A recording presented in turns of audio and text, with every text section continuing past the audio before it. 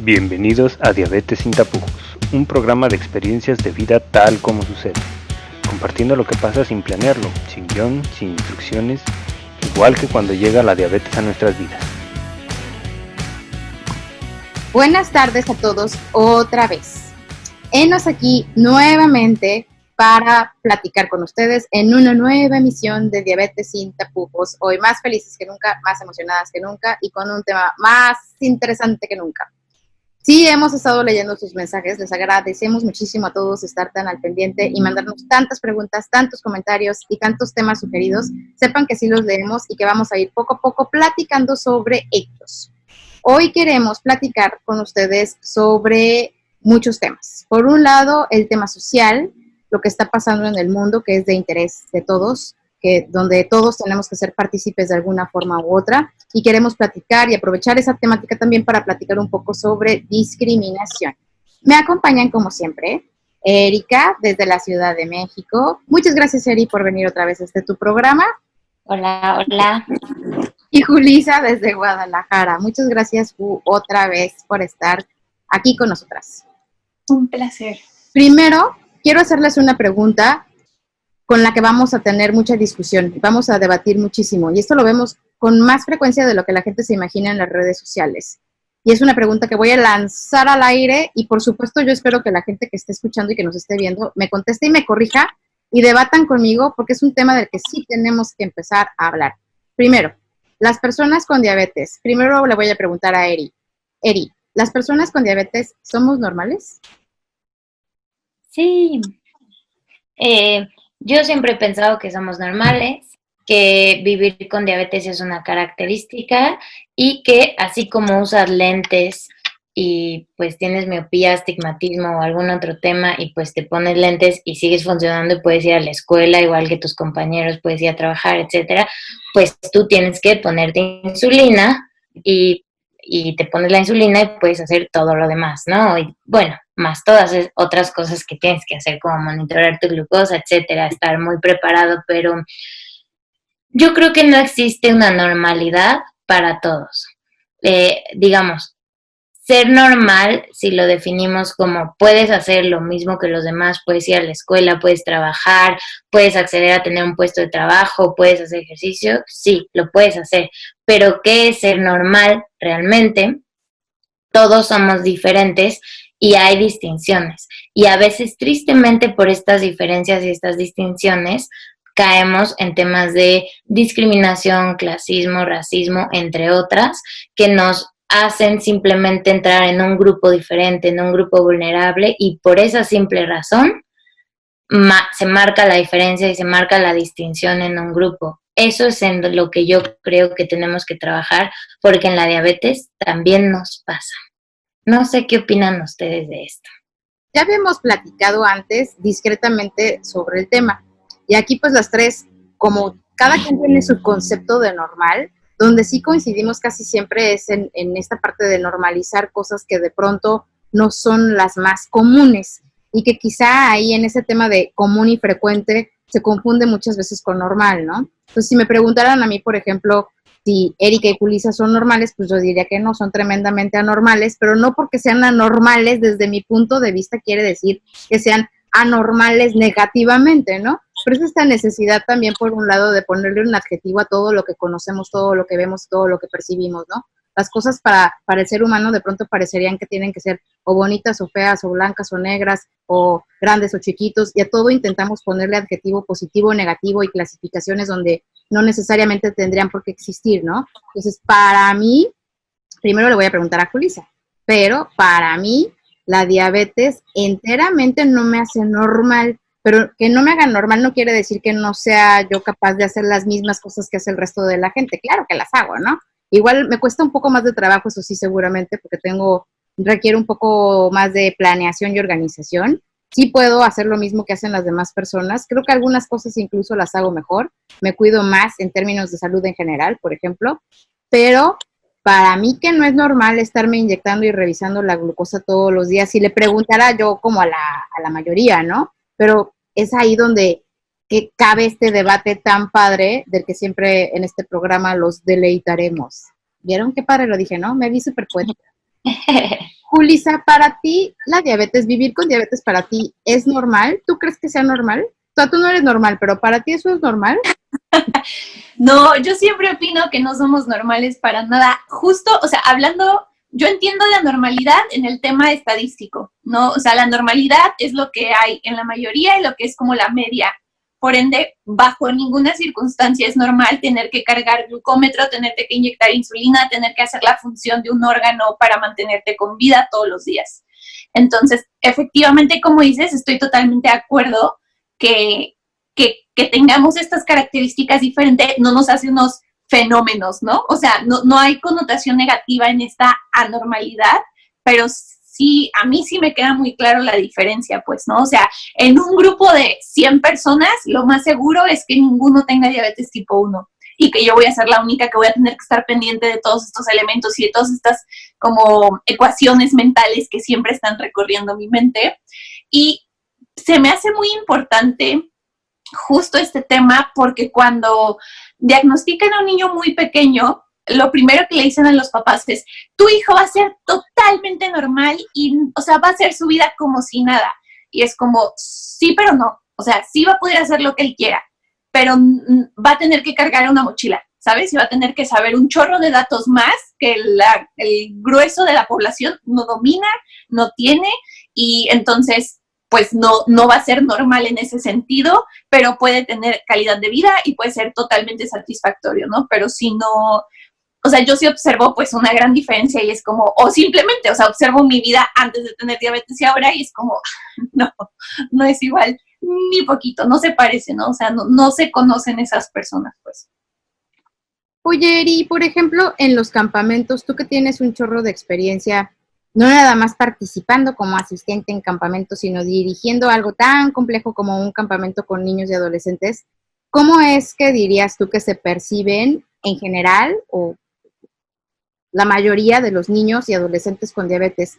Para ellos, ¿qué es lo normal y qué es lo anormal? Y esa es mi primera pregunta. Y la segunda es, ¿cómo lo manejan los papás? ¿Es siempre desde un punto de vista negativo? ¿Les pesa este tema de saberse diferentes, saberse papás de niños diferentes? Pues si hablamos como de estadísticas, podemos decir que hay una mayoría que lo percibe así, como diferente, como que les ha costado trabajo, como que es algo que no esperaban, que les cae por sorpresa, que tienen que hacer muchas cosas, muchos cuidados. Estadísticamente, claro, sin duda siempre es así. Yo diría que hay individualidades, ¿no? Por eso lo importante de nombrar también quién sí es normal y quién no, ¿no? Eso es una pregunta muy difícil de resolver para mí. Aunque hayamos grupos específicos, pues todas las personas tenemos nuestras individualidades y nuestras diferencias. Y desde ahí es que hay algunas familias que dicen, bueno, me tocó esto, pero hay otros que les toca esta y esta otra cosa y tal. Nosotros tenemos esto y estamos dispuestos a enfrentarlo. Entonces, depende mucho de cada persona y lo que sí te puedo decir es que en Tonali sí se enseña este tema de aprender a ver la diabetes como una oportunidad y un reto para tener una vida más saludable, para salir adelante, para crecer, para cumplir mis sueños, para conocer que no soy el único, que hay una comunidad, que no estoy solo. Eso se refuerza mucho, así que sí salen de Tonali, a veces con ese cambio de chip, así como llegué aquí sintiéndome solo, diferente, en la escuela nadie me entendía, nadie nunca había visto a otra persona inyectándose, tomando la glucosa y resulta que aquí esto es lo normal. Esa normalidad que no estoy acostumbrado ahí en mi contexto, en la escuela, con mi familia, aquí todos lo hacemos y hasta dicen, qué padre que es la hora de la comida y todo el mundo nos estamos monitoreando la glucosa o inyectando insulina, eso es normal aquí, ¿no? Y salen de ahí con un sentido de comunidad, de fuerza y de apoyo, que creo que eso es lo que necesitamos cuando tenemos un tema específico de condición de salud o de algún otro tema, pues hacer grupos y hacer redes entre nosotros. Y dijiste algo que me pareció súper interesante, este tema de crear comunidad y alianza. Yo veo muchas veces, ahora menos que antes, pero antes pensaba yo en el grupo, en las personas con diabetes en el mundo en línea, por ejemplo, lo pensaba yo como una tribu, ¿no? Donde había ciertamente uno que otro líder, pero donde todo mundo recibía como apoyo de diferentes personas y de diferentes sitios, organizaciones, y como que trabajábamos un poco mejor en equipo, ¿no? Para mí era como encontrar a tu tribu, encontrar gente con la que tuvieras un chorro de cosas en común y demás, ¿no?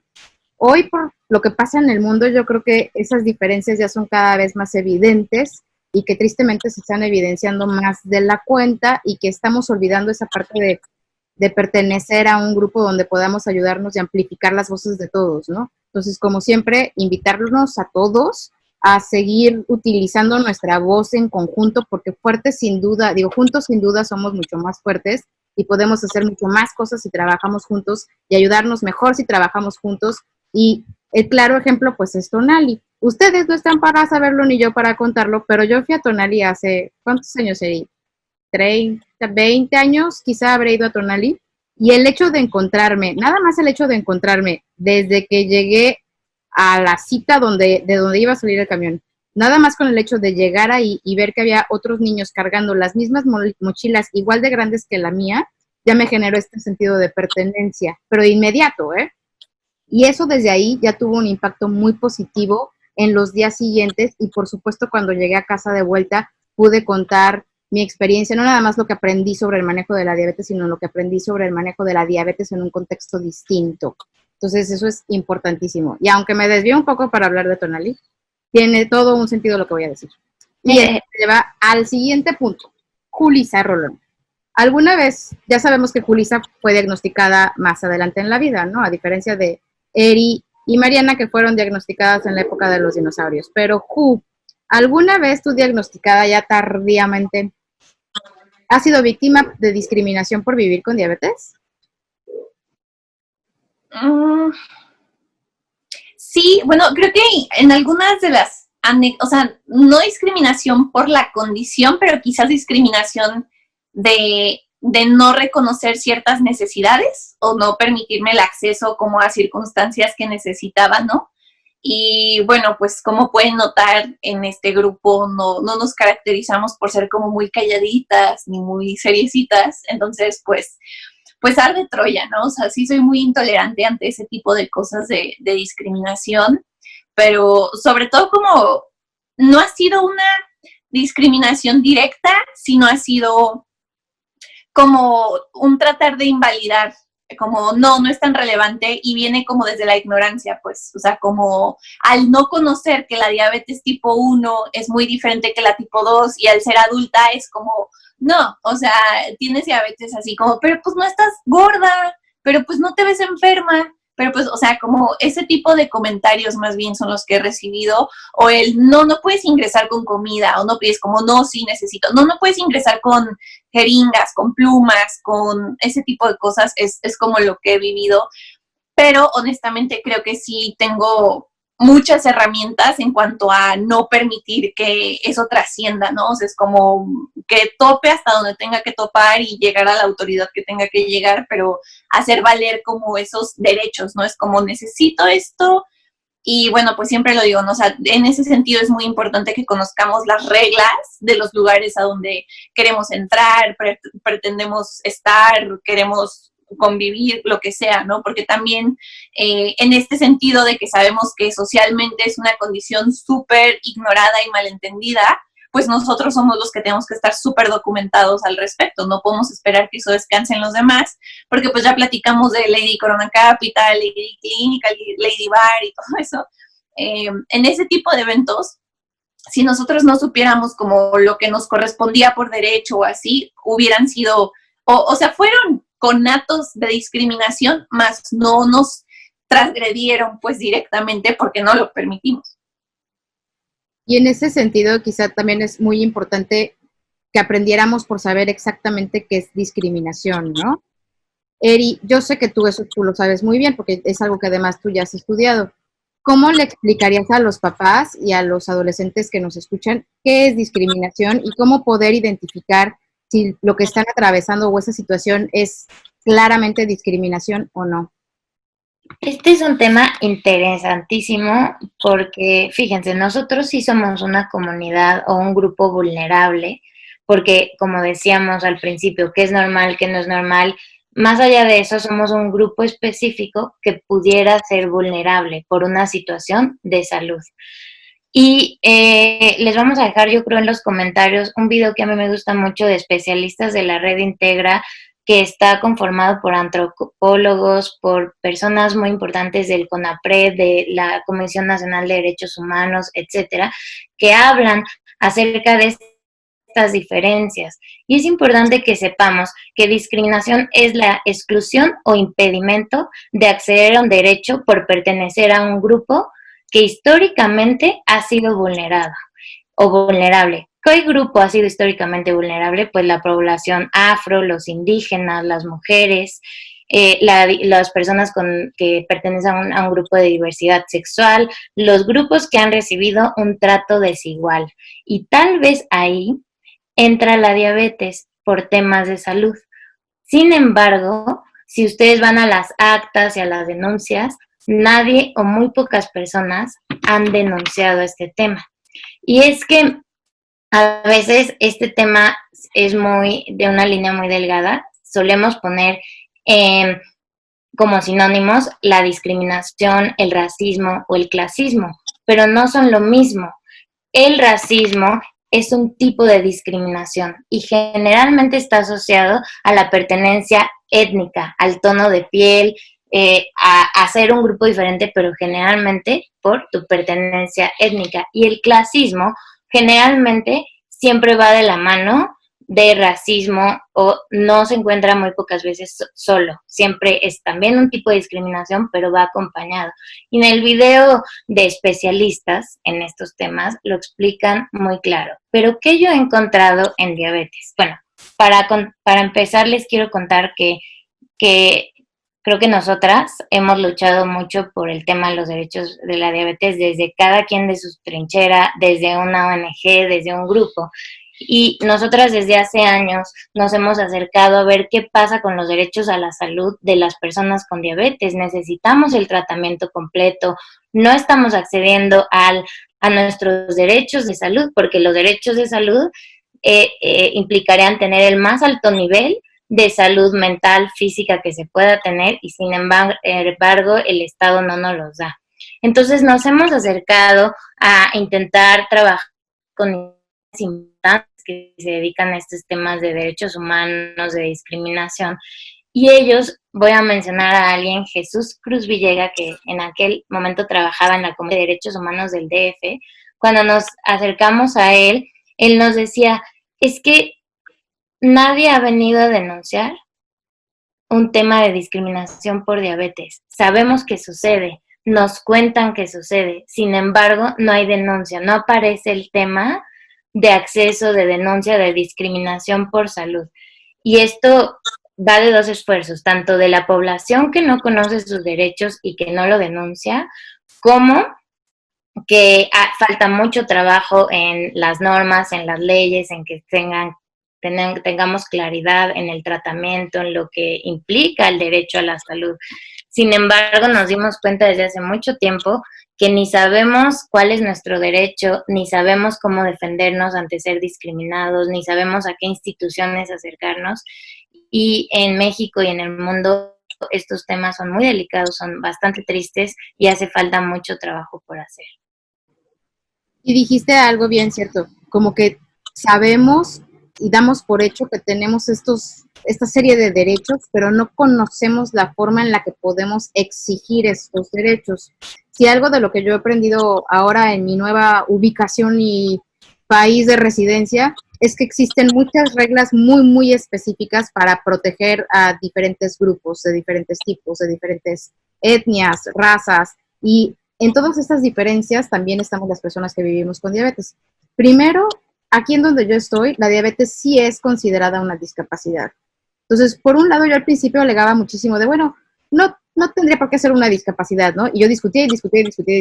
Después fui entendiendo que esto obedecía también un tema legal, donde fue más fácil crear una serie de reglas y de leyes que nos protegen a nosotros como grupo vulnerable, como dijiste, Eri, que nos protegen en diferentes situaciones, y muchas de estas leyes ya son aplicadas al entorno laboral específicamente. Entonces, por ejemplo, aquí tenemos una ley para americanos con discapacidades, así se llama la ley, en donde además caben las personas que viven con diabetes, y son leyes que nos protegen protegen a los sindicatos y protegen a grupos de trabajadores de más de 15 personas.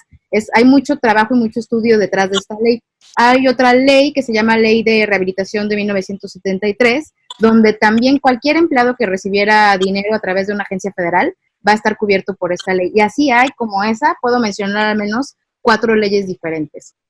¿Qué es lo que pasa? Bueno, aquí somos muy claros, o la gente es muy clara y conoce bien estas leyes para poderse defender. Entonces, por un lado, nos hace falta a nosotros como ciudadanos mexicanos empezar a documentar, por un lado, ¿no? Y vamos a hablar de eso en algún momento de este programa. Empezar a documentar, número 1. Número 2, exigir. Documentar y además hacer la denuncia correspondiente, porque si no empezamos a hacer eso, las cosas no van a cambiar ni para nosotros ni para nadie en ninguna circunstancia, ¿no? Entonces, claro que hay leyes y claro que hay organismos que nos van a cuidar y nos pueden ayudar a resolver todo este tipo de situación, pero como dice Eri, como comentaba Jesús, si no hay denuncias de discriminación, difícilmente podremos tener las herramientas para crear entonces estas leyes y pues por ahí quizá tendríamos que empezar, ¿no? Ya definimos qué es discriminación. Tenemos claro que hay derechos, leyes y reglas para protegernos a quienes vivimos con diabetes. También ya sabemos que tenemos que empezar a alzar la voz para documentar y someter las denuncias.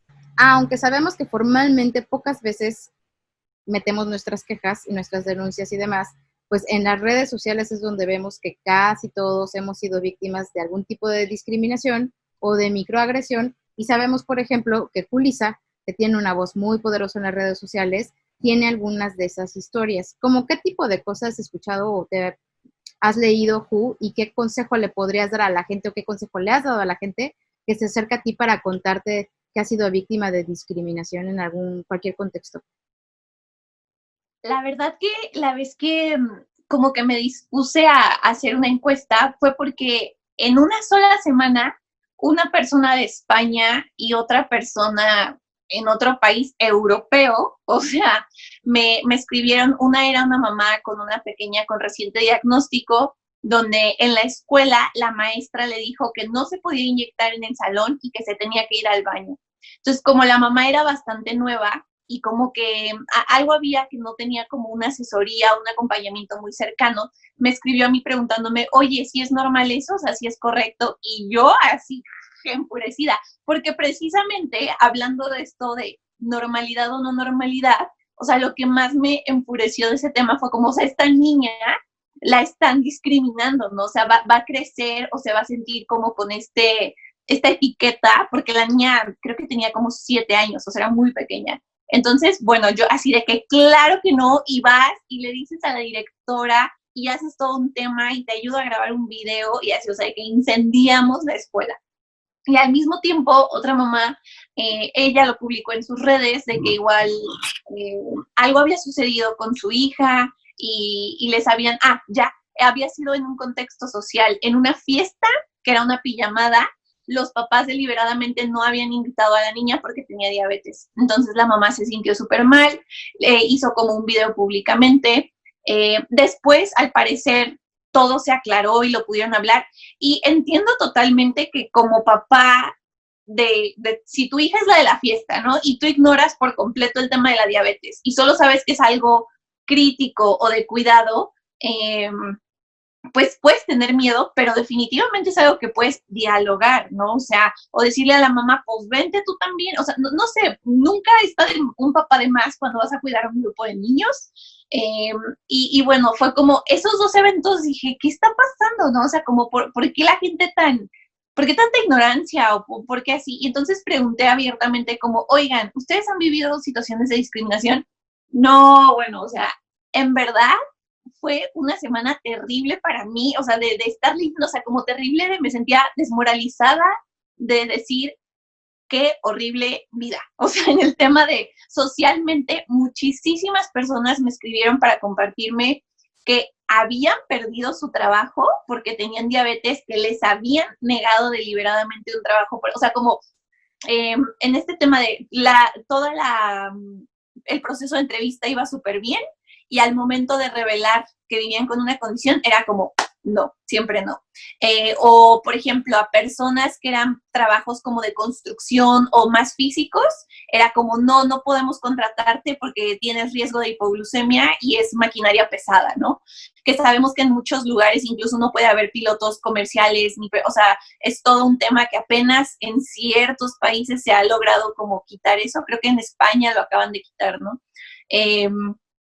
Y fue como muy feo este tema donde o sea, en verdad, podría decirles que cerca y más de un 80% de adultos en edad de laboral, o sea, estoy hablando de personas entre 30 y tantos y 40 y tantos, expresaron que deliberadamente no habían dicho que vivían con diabetes en su trabajo por experiencias previas donde eso les había costado el trabajo y entonces lo vivían en secreto, literal, e incluso, y bueno, el consejo que empecé a darles a esas personas fue como, ok, o sea, entiendo tus motivos, entiendo, o sea, es absolutamente lamentable y deplorable que esa sea nuestra situación social, pero si estás en esto, o sea, si te ves en la necesidad de tener que hacer eso, por favor, dile aunque sea una persona de confianza, por favor. Es muy importante que alguien sí sepa que vives con esto porque como acabamos de grabar 2 episodios al respecto, la hipoglucemia siempre va a ser un tema para nosotros. Y si hablamos de que esto, o sea, de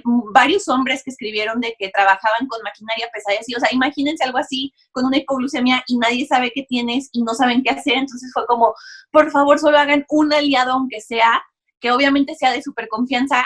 Y incluso casi me puse a pensar como, pues no necesariamente tendrías que confesar, por así decirlo, que tienes diabetes, ¿no? Puedes decirle, ay, tengo una cosa medio rara, que quién sabe qué me da, como el váguido o no sé qué dicen las señoras. Se me baja el azúcar. Ajá, de que tú dame una coca si me ves raro, ¿no? O sea si nos vemos en esta situación extrema de que las personas no comprenden y realmente nuestro trabajo está en riesgo, pues ni siquiera decirlo como con todas las letras, pero sí, por el amor de Dios, eso es parte del plan B en una situación de trabajo, ¿no? O sea, siempre un aliado. Igual en la escuela, por ejemplo, con algunos pacientes que son adolescentes, lo que he trabajado es eso, es como, no les gusta hablarlo abiertamente, no les gusta que se les vean dispositivos médicos, ¿no? Y es como, ok, o sea, no necesito que tengas la bandera de la diabetes y circules toda la escuela así, pero a un amigo, a una amiga, por favor dile, o ya de perdiz a un maestro, ¿no? O sea, como alguien que pueda estar como en observación, no tiene por qué ser algo muy invasivo, no tiene por qué ser algo muy desgastante, simplemente es importante que alguien en el entorno sepa los riesgos que puede implicar una hipoglucemia, sobre todo, o sea, hablando de situaciones de riesgo. Y de hecho, en algún momento, además de los links que les vamos a estar compartiendo en los comentarios, Eri tiene un chorro de información al respecto. Julissa nos va a poder compartir lo que vio en esta encuesta, que sirva también este mensaje por si tú eres miembro de la industria o alguien que esté interesado en hacer investigación, las redes sociales y este tipo de grupos donde estamos participando nosotros constantemente son buenos lugares como para poder hacer investigación de este tipo y saber qué es lo que está pasando realmente. Y con esa información entonces poder trabajar algo que tenga un impacto social más importante del que ya hay en todo el movimiento que hay a través de las redes sociales y demás. A mí este tema de los derechos humanos de pronto me parece, me deprime más de la cuenta porque tengo muy claro, por ejemplo, que en el artículo 4 de la Constitución Política de los Estados Unidos Mexicanos hay un artículo que hace mención específica y expresa donde se dice que la salud es un derecho al que debemos tener acceso sí o sí, sin discriminación, nadie. Y tristemente, al mismo tiempo, en algún lugar del mundo, en algún lugar del planeta Internet, leí que en 2013, 2012 hubo una encuesta donde se reportaba que más del 70% de los casos de discriminación tenían algo que ver, una relación directa con temas de salud. Entonces, eso me hace pensar que tenemos mucho trabajo por delante, mucho trabajo que hacer, mucha conciencia que crear y sabernos identificar como personas que vivimos con una condición de salud sin tener el miedo de confesar en una entrevista laboral y donde pese más nuestro currículum vitae, nuestra experiencia y nuestras ganas de aprender o de desarrollar una función que el hecho de vivir con diabetes. He dicho, no, hashtag he dicho, no. Y ya no sé qué le iba a preguntar a Erika. Espérense, ¿dónde estaban mis preguntas? Eri, ¿qué te pregunto ahora? La conclusión. Ah, sí. Entonces, quiero saber ¿Cómo concluyes, Eri? ¿Qué es lo que tú crees desde tu perspectiva como psicóloga y como mujer que vive con diabetes en edad laboral, con mucho futuro por delante? ¿Cómo concluyes tú que debería ser nuestro actuar en torno a casos de discriminación? ¿Qué tendríamos que hacer todos? Pues sí o sí, sumarnos. Como por ahí compartiendo una frase en redes también hace poco de quien calla ante situaciones de discriminación, de violencia, de racismo, es parte de, ¿no? Quien no lo denuncia, quien no lo habla. Y a veces eres parte de porque te falta conocimiento, porque no sabes que te están discriminando, porque no sabes cómo parar el tema, ni siquiera habías hecho consciente que eras clasista, racista o que estabas discriminando. Infórmate del tema, si te encuentras haciendo esto, déjalo de hacer, y si tú estás en una situación donde te están discriminando, violentando todo, acércate a instancias donde puedan ayudarte, donde lo puedas denunciar. Por mi parte, como educadora en diabetes y también desde el tema emocional, hicimos con la Asociación Mexicana de Diabetes un breviario de los derechos de niñas, niños y adolescentes con diabetes tipo 1 para docentes de instituciones educativas.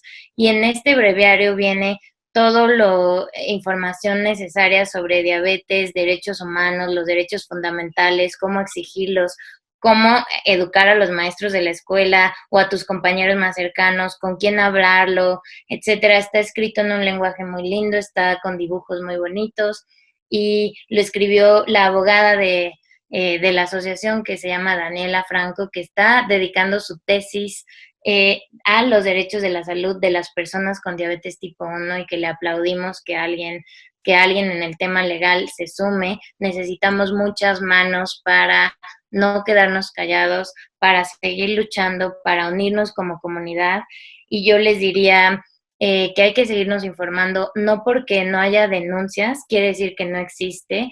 Conmigo y en la asociación se han acercado muchísimos casos con historias de bullying en la escuela, con historia de no me dieron un trabajo porque tengo diabetes, con historia de que el maestro le dijo que no podía ir porque tenía diabetes, entonces ellos no se querían hacer cargo, no querían darle chance de que se tomara la glucosa, se inyectara la insulina, temas de los mismos compañeros haciendo burla, poniendo apodos respecto a la diabetes. Sí sucede esta discriminación, no solo en lo escolar, en lo social, y también desde el Estado en la falta de acceso al tratamiento. Así que hay que unirnos como comunidad, hay que levantar la voz, y la esperanza es lo último que muere. Yo sigo teniendo esperanza en que podemos lograrlo. Y todo el trabajo que tenemos que hacer, como siempre, otra vez insistir en que si trabajamos en equipo seguramente vamos a tener mejores resultados todos. Seguir creando tribu, seguir creando comunidad. Julissa, ¿qué le dirías a los papás que están viendo el programa?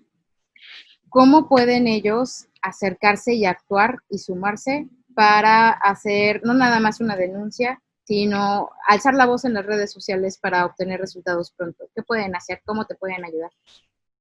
Bueno, en primera no les compartí el final de la historia de la niña de España en la escuela.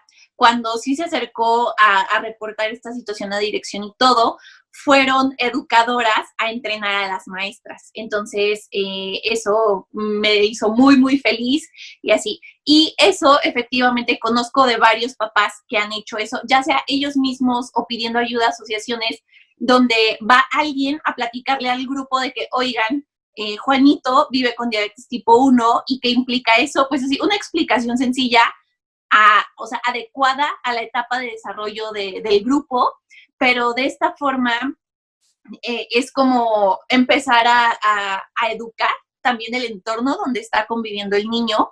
De esa forma también empezamos a cooperar un poco, a educar más socialmente, ¿no? Porque ya cuando escuchas diabetes tipo 1 es como, sí, yo iba con un niño así en la escuela, ¿no? Y ya empieza así como a permear un poco.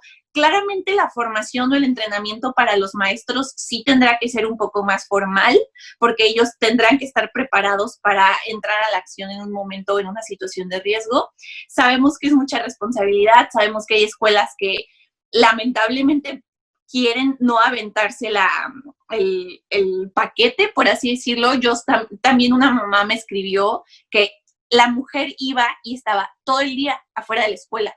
esperando a ver si algo le pasaba a la niña o no, porque en la escuela le dijeron que ellos no iban a mover un dedo por esa niña, ¿no? Entonces, pues lo único que permitieron fue que la niña tuviera un celular y si le decía, mamá, me siento mal, pues la mamá corría. Pero si no, o sea, ¿mande? Es muy común, pasa mucho eso, sí. Y, o sea, la señora teniendo que pasar 6 horas, 8 horas en el carro afuera, imagínense en el calor, o sea, es como, claramente eso no funciona y nos habla de un sistema que no funciona, ¿no? Entonces, en este tema de hacer tribu, de hacer comunidad, de acercarnos y decir, a ver, o sea, oye, tú sabes un poquito más o tú lo sabes explicar un poquito más, puedes venir a la escuela, podemos cooperar esto, podemos hacer, pues, difusión realmente, ¿no? Y creo que el tema también, eso creo que como mexicanos nos caracteriza mucho y sabemos que ha sido un diálogo muy, muy álgido estas últimas semanas, el tema de derechos, discriminación y etcétera, y nos caracteriza un tipo de actitud como de sumisión, ¿saben? Somos como agachones, como que no valemos nuestros derechos. Me acuerdo perfecto que hubo una vez, me hiciste ahorita recordar eso, Mariana, con lo que nos compartías de las leyes de Estados Unidos, que estaba en un hotel en Puerto Vallarta, algo así creo, y entonces estaba un señor americano y estaba, bueno, armando un pancho porque, totalmente en su derecho, porque no tenían lista su habitación, ¿no? Entonces, pues el señor le sacó de que la suite presidencial con un día gratis, con no sé qué, y yo estaba así, o sea, nosotros también estábamos esperando, y en eso volteó y dijo, es que ustedes mexicanos nunca saben exigir nada, o sea, como son unos, o sea, dejados, que no conocen de sus derechos, no conocen las reglas y por eso hacen lo que quieran con ustedes. Y fue como, ¡oh! Entonces, eso pues yo lo viví de pequeña y fue como que muy impactante ver la diferencia cultural de este tema de como todos los apoyos que existen y cómo la gente literal lo explota en la mejor de las formas o hace uso de los recursos disponibles. Y pues aquí nosotros, como estamos muy ocupados tratando de sobrevivir a diferentes circunstancias, pues no podemos. Que cabe aclarar, esto es un tema sistémico, ¿no? O sea, el problema es mucho más allá que solo el individuo, pero lo único en lo que nosotros sí tenemos injerencia más directa e inmediata es en el individuo. Pero saber que sí, o sea, no es, si hablamos nosotras psicólogas en la pirámide de Maslow y el tema de necesidades básicas, o sea, también tiene sentido que los mexicanos no podamos aspirar o no, nuestra primera respuesta sea exigir y elevarnos y tal, porque literal no están cubiertas nuestras necesidades básicas, por ende, en eso es en lo que estamos distraídos, ¿no? En eso es en lo que estamos, pero pues nada, tenemos que hacer muchas cosas al mismo tiempo y cualquier persona con diabetes tipo 1 o cualquier papá sabe hacer eso a la perfección, ¿no? Siempre hacemos como 45 millones de cosas al mismo tiempo, entonces pues hacer esto, o sea, ser activistas, conocer, estudiar, aprender, denunciar y generar proyectos que nos ayuden. Sí, y decirles ya rápido para también complementar que nosotros vamos a escuelas a educar a los maestros y a dar charlas para los niños, los compañeros. Por ahí fuimos a la escuela Isabela, no sé si nos va a escuchar, es la última escuela a la que fuimos pre-pandemia, pero hemos trabajado con muchos papás, también tenemos formatos de cartas para la escuela exigiendo, tenemos este breviario, tenemos capacitaciones para los maestros, para los papás, para los compañeros. Seguro si alguien quiere que Julissa y Mariana vaya o vayamos juntos, o hagamos algo como asociación con ellas. Sí, impacto, ir las tres al mismo tiempo a la misma escuela estaría súper impactante, ¿no? Y los dejamos con maestría y doctorado. Sale un trabajo muy lindo de hacer no solo a través de una carta, a través de redes, también presencial, dar educación, falta mucha educación y si podemos ayudar en eso a quien esté interesado, pues escríbanos y saben que lo podemos hacer con gusto. Y sabes que igual preguntarle a los papás si les interesa que hablemos del tema específicamente de la escuela. Por lo que veo, tenemos las tres mucha información sobre el entorno escolar. Beyond Type 1, las leyes en Estados Unidos son distintas y existe una cosa que se llama el formato 504C, que es un formato que se prepara, pero es un formato ya oficial. Es un formato que se prepara y se entrega en las escuelas cuando coincide la época de las reinscripciones. Se entrega en las escuelas y donde se detalla el tratamiento de los niños con diabetes tipo 1 en el entorno escolar. Son documentos que además presenta casi siempre la familia y que autoriza un médico, aparecen las firmas de los médicos, los nombres de los médicos, los datos de contacto, en qué situaciones llamar, qué tipo de acciones seguir. Este formato, aunque no existe un único formato en español, en Beyond Type One nos dimos a la tarea de hacer algo similar. Claro que en Beyond Type One, pues no nada más pudimos atender a población mexicana, ¿no? Entonces nuestro formato es como muy abierto, pero seguramente si trabajáramos ese formato en equipo con la Asociación Mexicana de Diabetes, podamos hacer algo localizado y que a ustedes como papás les interesa que hablemos específicamente sobre el tema de la escuela y de bullying y la exigencia de derechos en la escuela, es sin duda un tema que podríamos preparar. Es muy necesario. Hagámoslo. Say no more. Hagámoslo. Y pues ya, chicas, despedirnos de ustedes, agradecerles como siempre un entretenidísimo programa y ya. Gracias. No a la discriminación. No a la discriminación. Luchemos, seguimos en la lucha por los derechos. Bien dicho. Gracias. Bye. Bye. Gracias por escuchar Diabetes sin tapujos. Nos escuchamos la próxima vez.